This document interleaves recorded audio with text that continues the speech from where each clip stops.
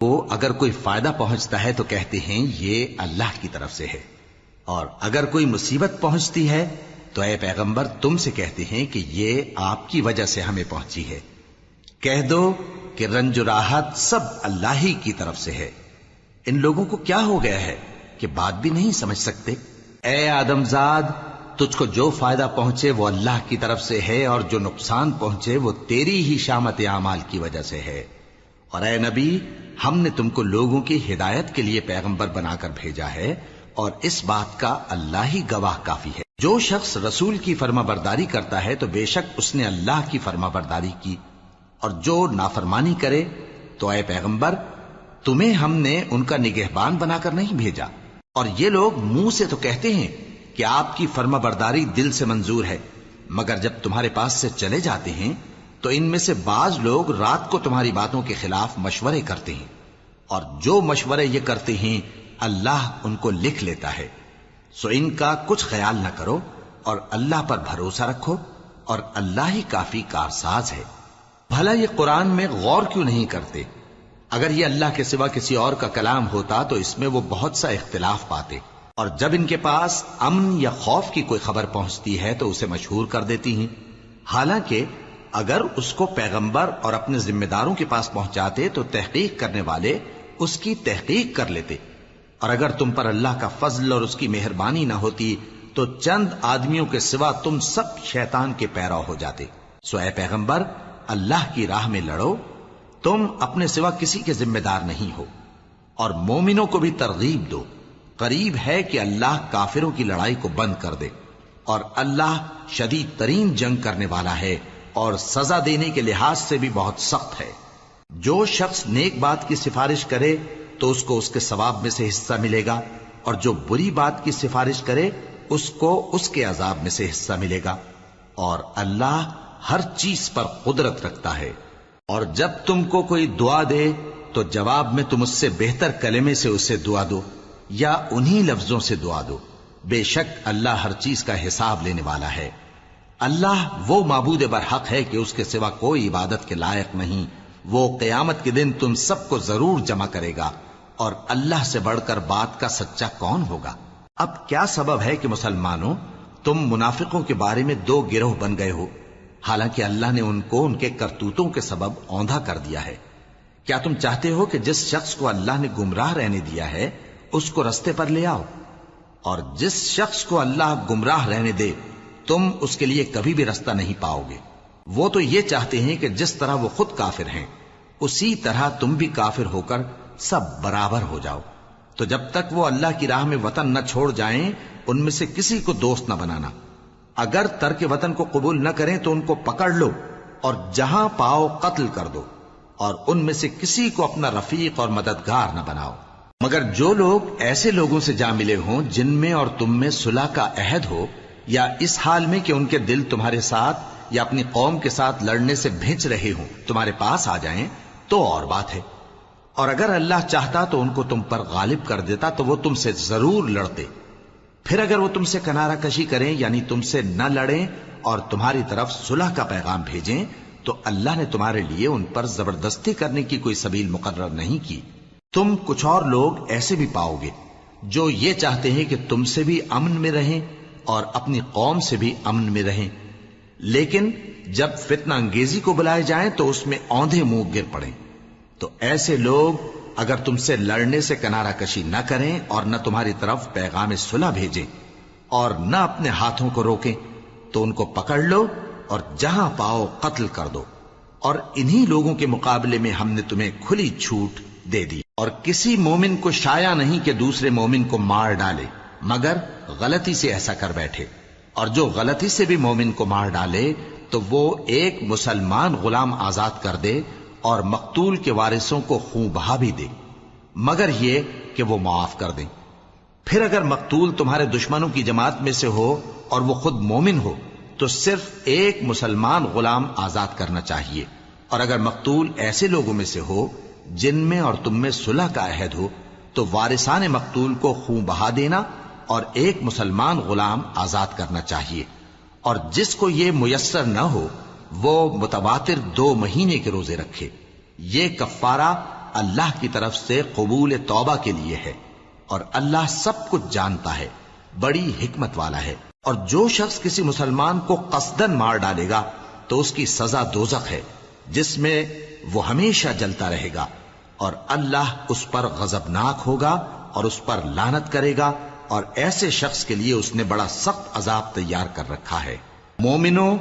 جب تم اللہ کی راہ میں باہر نکلا کرو تو تحقیق سے کام لیا کرو، اور جو شخص تم کو سلام کرے اس سے یہ نہ کہو کہ تم مومن نہیں ہو،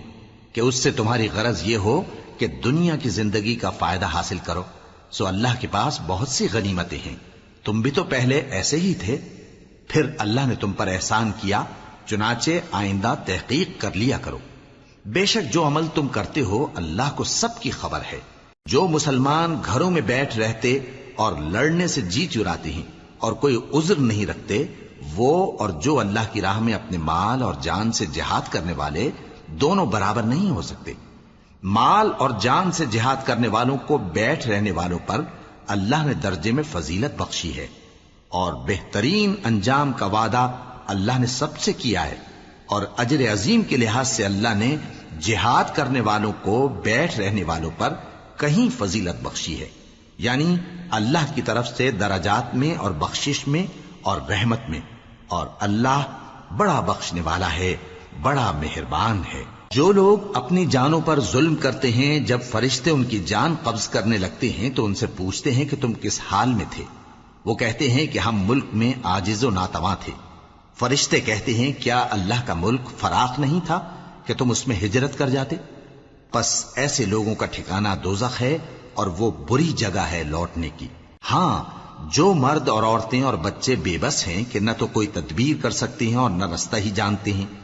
تو قریب ہے کہ اللہ ایسوں کو معاف کر دے، اور اللہ بڑا معاف کرنے والا ہے، بڑا بخشنے والا ہے۔ اور جو شخص اللہ کی راہ میں گھر بار چھوڑ جائے وہ زمین میں بہت سی رہنے کی جگہ اور کشائش پائے گا،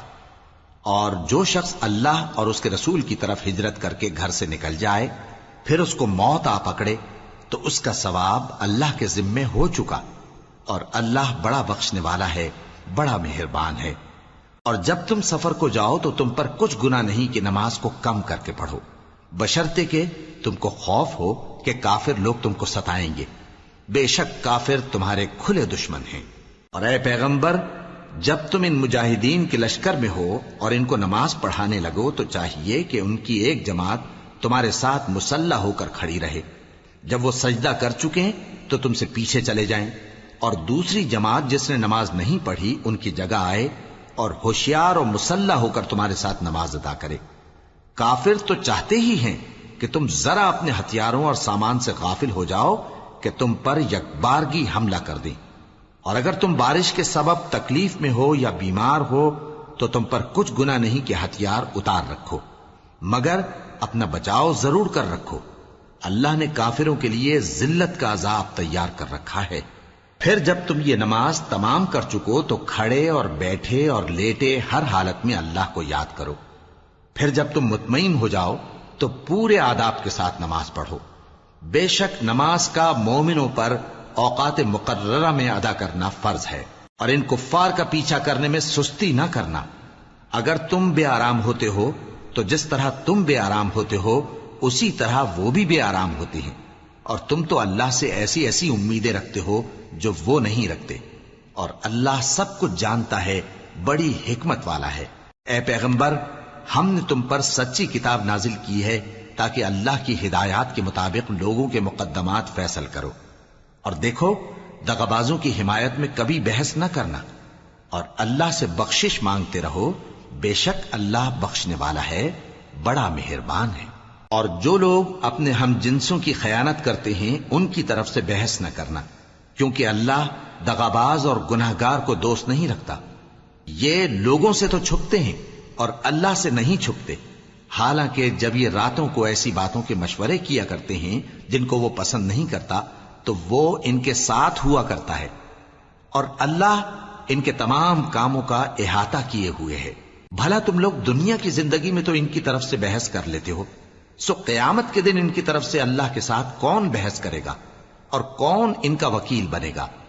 اور جو شخص کوئی برا کام کر بیٹھے یا اپنے حق میں ظلم کر لے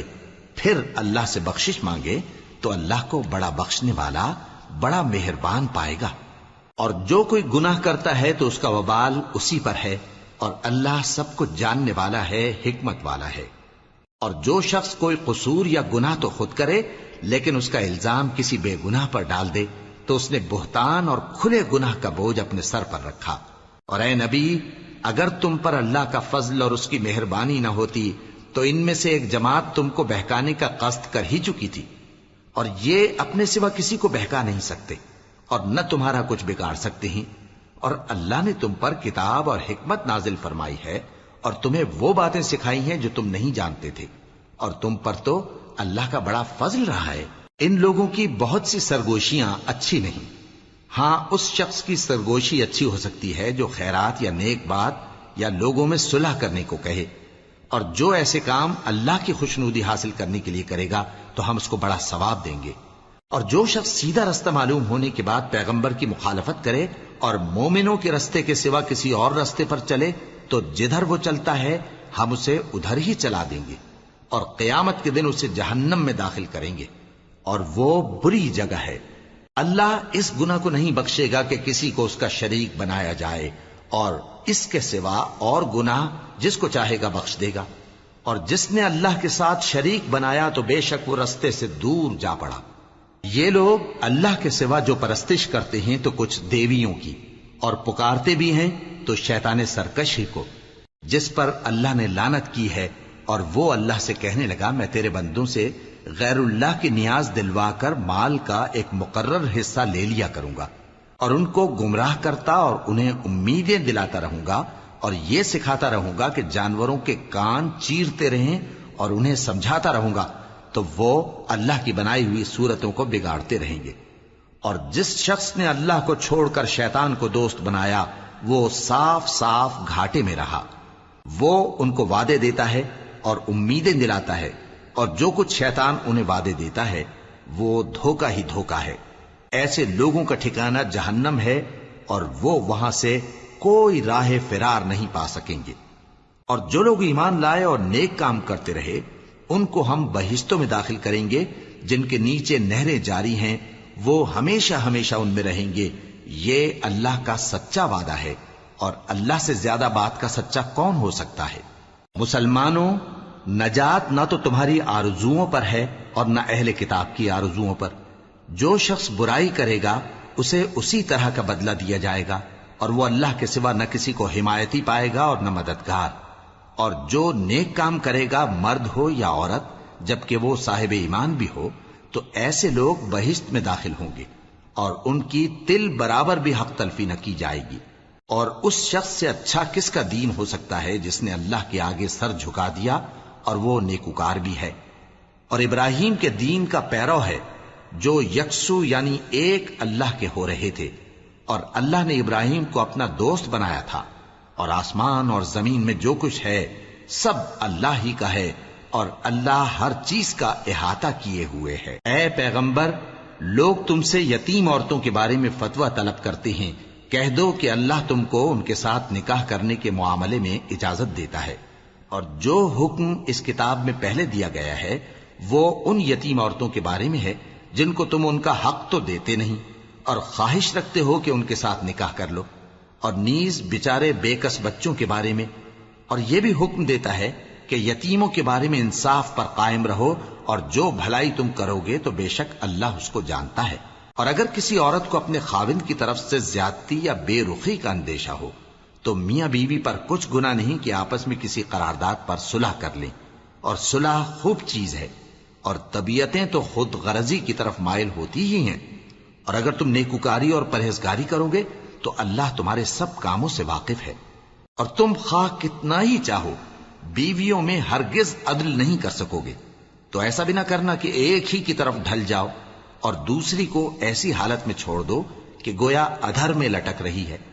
اور اگر آپس میں مصالحت کر لو اور پرہیزگاری کرو تو اللہ بخشنے والا ہے، بڑا مہربان ہے۔ اور اگر میاں بیوی ایک دوسرے سے جدا ہو جائیں تو اللہ ہر ایک کو اپنی وسعت سے غنی کر دے گا، اور اللہ کشائش والا ہے، حکمت والا ہے۔ اور جو کچھ آسمانوں میں اور جو کچھ زمین میں ہے سب اللہ ہی کا ہے، اور جن لوگوں کو تم سے پہلے کتاب دی گئی تھی